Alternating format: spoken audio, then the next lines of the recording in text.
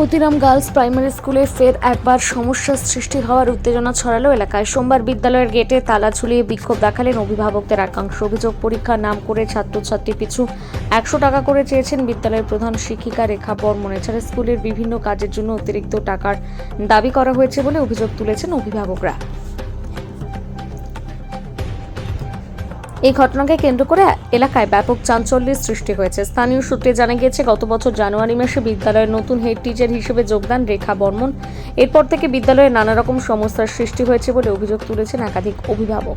তাদের দাবি, মাঝে মধ্যে বিভিন্ন অজুহাতে অভিভাবকদের উপর আর্থিক চাপ সৃষ্টি করা হচ্ছে। অভিযোগ উঠছে, প্রশ্নপত্র তৈরির জন্য প্রতিটি ছাত্রছাত্রীর কাছ থেকে 100 টাকা করে চাওয়া হয়েছে। পাশাপাশি বিদ্যালয়ের বিভিন্ন কাজের জন্য প্রত্যেক অভিভাবকের কাছ থেকে 1000 টাকা দাবি করা হয়েছে বলে অভিযোগ।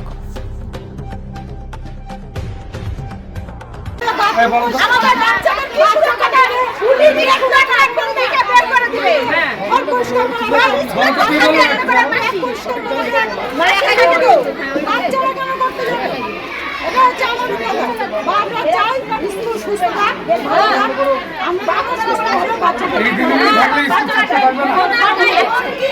আমাদের যে গেটম্যান দিদি থাকে তাকে রোজ গন্ডগোল করে, আজকে টাকা লাগবে, কালকে টাকা লাগবে, বিভিন্ন টাকা পাই।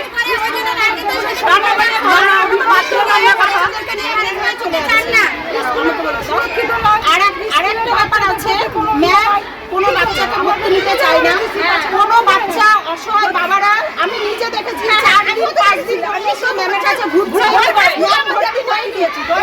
আমি যখন ম্যামকে বলি, আমি যখন ম্যামকে বলি, ম্যাম আপনি কেন বাচ্চাটাকে ভর্তি নিচ্ছেন না, ম্যাম তখন আমার বাচ্চার তুলনা দেয়। আমি যদি ওই বাচ্চাটাকে স্কুলে বাচ্চারা আসছে, উনি কোর্সিং পেপারের জন্য গার্জেনদের কাছে 100 টাকা করে চাইছে।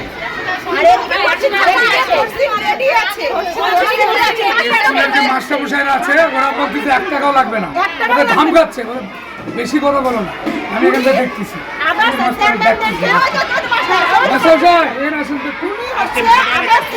মাস্টারকে ধমকাচ্ছে। আপনি কে বলতেছে মাস্টারকে? আগের বছর এরকম স্যারদের কাছে কোর্সিং রেডি ছিল, ওনারা বলছে আপনাদেরকে কোনো টাকা পয়সা দিতে হবে না, আমাদের কাছে কোর্সিং রেডি। ওনারা আমাদের সামনে পেশ করে দেখাচ্ছে, উনি আমাদেরকে সেটা দেখতে দিচ্ছে না। উনি বলছে না আপনাদেরকে টাকা দিতেই হবে, আমি কোর্সিং বের করে নিয়ে আসবো। এই বছরও তাই উনি একই রকম করছে, স্যার ম্যামদের কাছে কোর্সিং রেডি, কিন্তু উনি আমাদের কাছে টাকা নিয়ে কোর্সিং বের করবে। কেন করবে?